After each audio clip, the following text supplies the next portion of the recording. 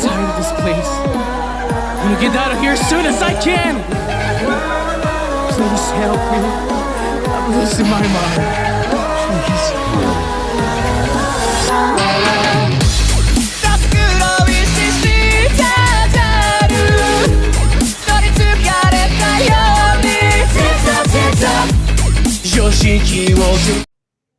Power scaling is something that most of us do every time. And heck, some of us can make a career out of it. Power scaling our favorite characters. But nowadays, people just make shit up. Like for example, Captain Marvel is extraversal or boundless.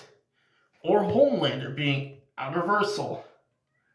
Or a entirely different universe being a scale higher than the main Marvel universe.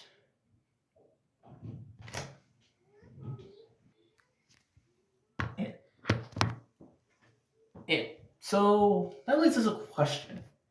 How can you power scale a character without anything? By making up your own bullshit lies. So that's what this video is for. Welcome to How to Power Scale a character. So let's take the basic out of the way. What is power scaling? You take a character who everyone knows and try to figure out how strong they are, how durable they are, how fast they are, and how their rank is in the power scaling. Take, for example, pulp heroes. They may be humans, but they're not as a human level.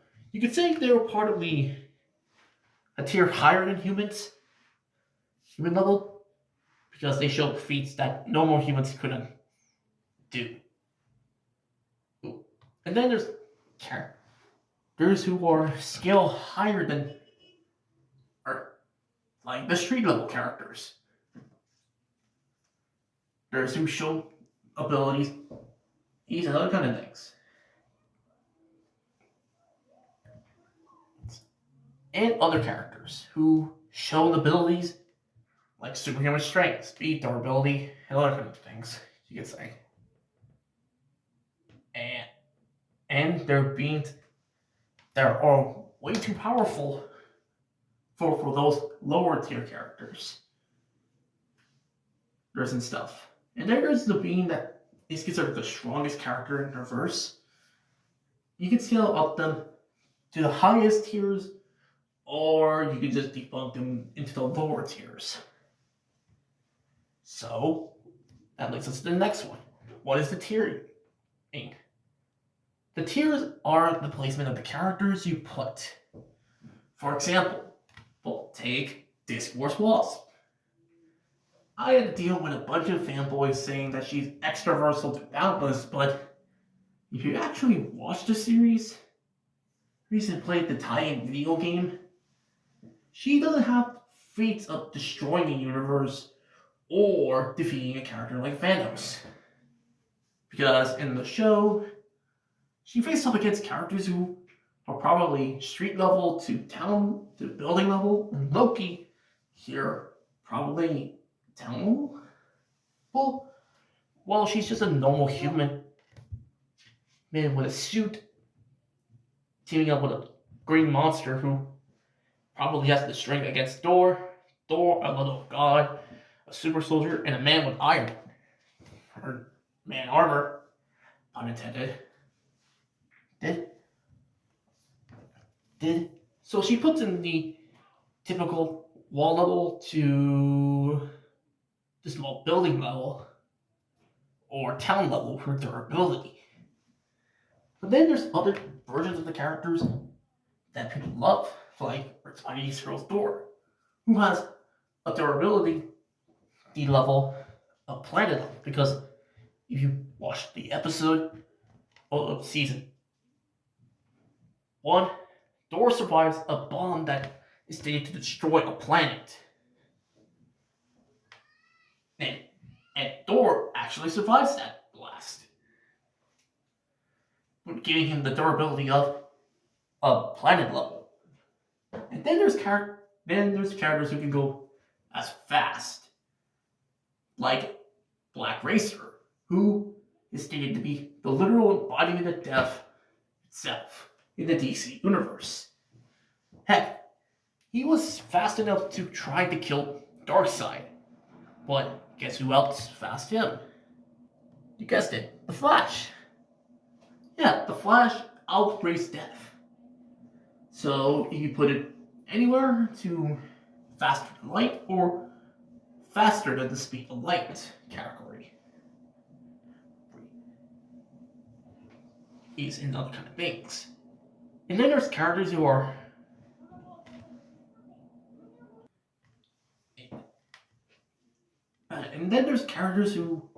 scale beyond those feats and send it to crazier levels. For examples, those includes Gang the Other, or from the Kingverse, aka the Dark Tower universe, Azadol from the Cthulhu mythos, and finally, I can't believe I'm saying this fucker's name, the Scarlet King, who scales beyond that of the characters that I use as examples. For one, Kane he's stated to influence Stephen King, the real life Stephen King, and to create his books. Azadov is scale can destroy the whole universes when he wakes up. And the Scarlet King can destroy the Tree of Life in his story. Giving these characters scaling up beyond other characters that you see here.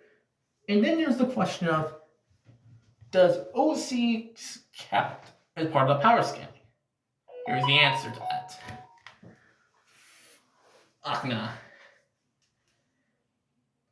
Nah. Original characters don't count as being part of the verse. Like, for example, the Roblox universe. Even though you give your character OP abilities, but in the game, they still can be killed. Built by anything. Like, for example, you create an OC that is powerful as a god, but they get killed by a noob. That's not OP. That suck. And stuff. And then there's characters who have statements, like Alien X. This guy relies on statements so much. But it's also a double-edged sword for some characters, like Alien X again.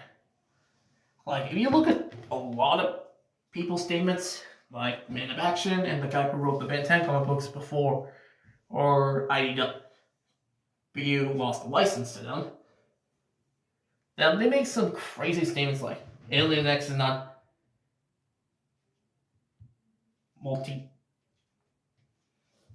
omnipotent because Ben's not omnipotent. And then there's the statement that from the writer of the Ben 10 comic books that Alien X's race can be killed by other aliens.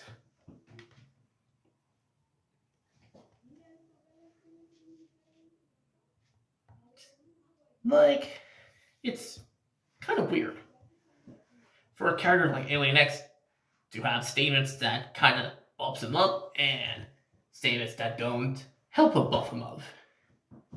And then there's characters that are lesser known.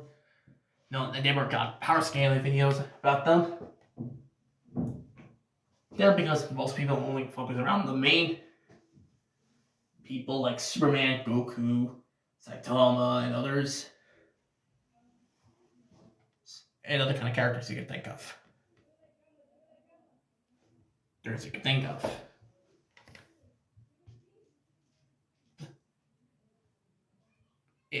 Nobody doesn't make videos about how strong is Dark Schneider. How strong is this video game character? How strong is this video game character? Or others. Because of many things. One, they wanted to do a lot of things. The other kind of things you can think of. So let's talk about the scaling of the characters. The scaling of the character depends on which version of the character you're using. For examples, like Naruto, he has multiple versions of himself throughout the years. And probably the two most popular ones are his original Lovecraftian Mythos version and his SMT version. Like one, both of them portray the character good. Like SMT, his manipulation skills down to an A. Heck, even characters who are different from their original versions, like say Earth's Mighty Zeros are different from the Earth 616, since they have different scaling. And also, as the statement goes, not every universe of the Marvel universe don't have the same scaling. So that means Earth's Mighty Heroes probably are scaled better to with their comic books. And then Discord Wars gets extra scaling from the video game, but Marvel Future Avengers don't get enough scaling because they don't have other things. And then there's other sources of the characters. Like, there are different versions of characters. There